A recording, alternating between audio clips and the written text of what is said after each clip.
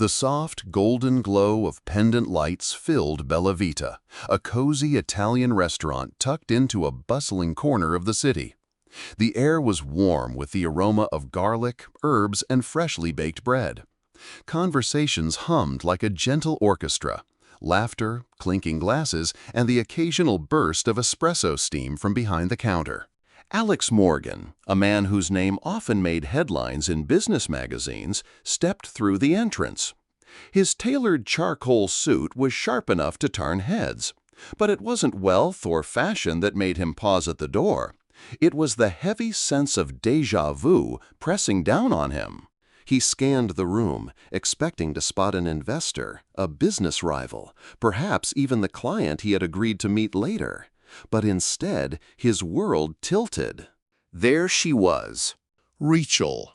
Not across a ballroom in a glittering gown, not at some high society charity gala where memories might haunt him, but here, in an apron dusted with flour, her auburn hair tied in a messy bun, holding a tray of drinks like any other waitress. And then he saw it.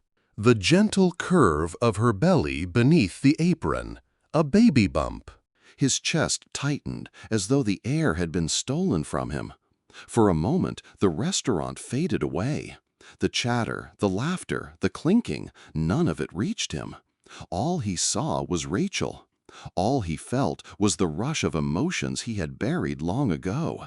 Regret, longing, guilt, and an ache that never truly left. Rachel looked up, her smile warm and professional, the kind meant for strangers. But the second her eyes landed on him, her expression shifted. Her lips parted in surprise, and then her smile flattened into something guarded. She froze, tray still balanced with practiced grace, and the silence between them screamed louder than the noise around them. Alex's feet felt like they were rooted to the polished wooden floor. He wanted to move, to speak, to do something, but he couldn't. He was the man who once negotiated million-dollar deals without blinking. And yet, in front of her, he was just Alex, the man who had let his marriage slip through his fingers. Memories came crashing back. Their laughter on late-night walks. The way she used to curl up beside him while he studied financial reports. The fights that grew sharper, more frequent. The tears he hadn't comforted. The slammed doors. The signed divorce papers. "Welcome to Bella Vita," Rachel finally said, her voice calm, professional, betraying nothing of the storm that surely raged inside her. "Can I take your order?" Her words felt like a knife. Cold, distant, a stranger's greeting. Alex blinked, fumbling for words. Yes, just an espresso." His voice cracked slightly. "Please." Rachel nodded, jotting it down as if this were just another customer transaction. "Coming right up." But as she turned, Alex couldn't stop himself. "Rachel, wait!" She paused, tray still in her hand, her posture rigid. Slowly, she turned her head, meeting his eyes again. "Yes?" Her tone was even, cautious. Alex swallowed, the weight of unsaid words pressing against his chest. "Can we talk?" he asked, softer now, almost pleading. Her eyes lingered on his for a moment, and in them he saw flickers of the woman he once knew, the warmth, the fire, the hurt. "After my shift," she finally said, her voice low. "Meet me outside." And just like that, she walked away, leaving Alex at the table with his thoughts spiraling. Flashback interlude. As Alex sat there, waiting for his espresso, his mind drifted back to the past. He remembered the early days, how they had met at a friend's wedding, how Rachel had laughed at his awkward attempt at dancing, how she had once said she didn't care about his money or ambition, she just wanted him. But as years went on, Alex's hunger for success became all-consuming. He wanted to build an empire, to create a legacy.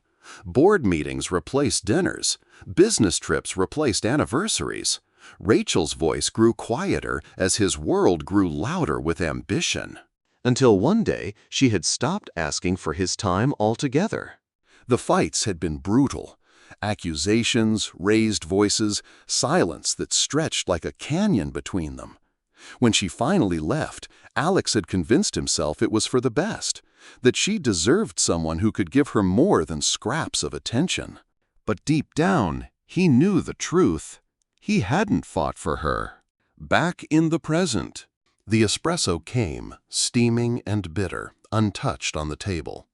Alex's leg bounced under the table, his nerves betraying him.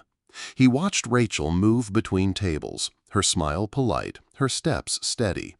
But he noticed things others might not.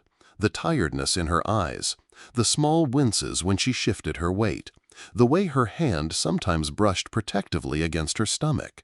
Whose child was it? Was she happy? Did she hate him still? Every question gnawed at him.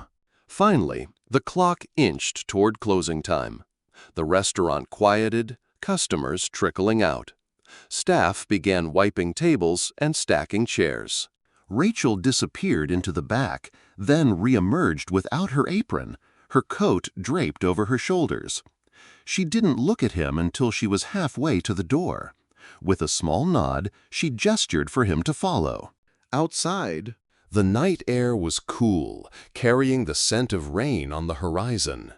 The street was quiet, lamplights casting soft halos on the pavement.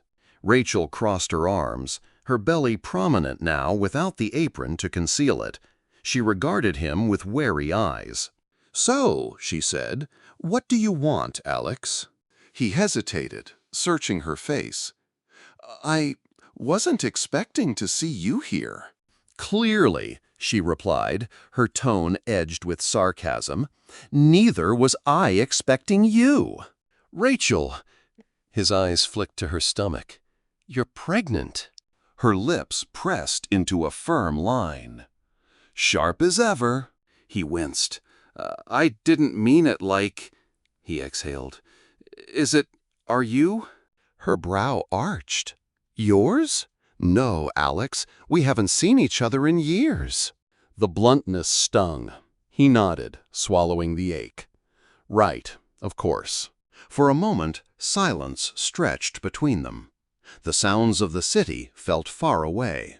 "Are you happy?" he finally asked, his voice low. Rachel's expression softened, just slightly. She placed a hand on her belly, her eyes distant. "I'm trying. It hasn't been easy. But yes, I think I will be." Alex looked down, guilt clawing at him. "I'm sorry, Rachel, for everything, for how I treated you, for not being there." She studied him, her gaze searching. "Do you really mean that? Or is this just guilt talking?" He met her eyes, and for the first time in years, dropped the armor he wore everywhere else. "I mean it. I never stopped caring." Rachel's eyes shimmered, but she blinked it away. "Alex, we're not the same people anymore. You wanted the world. I just wanted a partner. And now," she glanced at her belly, "now my world is different." Alex nodded slowly. He understood. The life they once dreamed of was gone. But perhaps in this unexpected reunion, there was a chance for forgiveness, for closure, or maybe even for a fragile kind of friendship. The night stretched on as they talked, about the past, the mistakes, the pain, and the small moments of joy they still remembered. And though the future was uncertain, Alex knew one thing for sure. This chance encounter had changed him.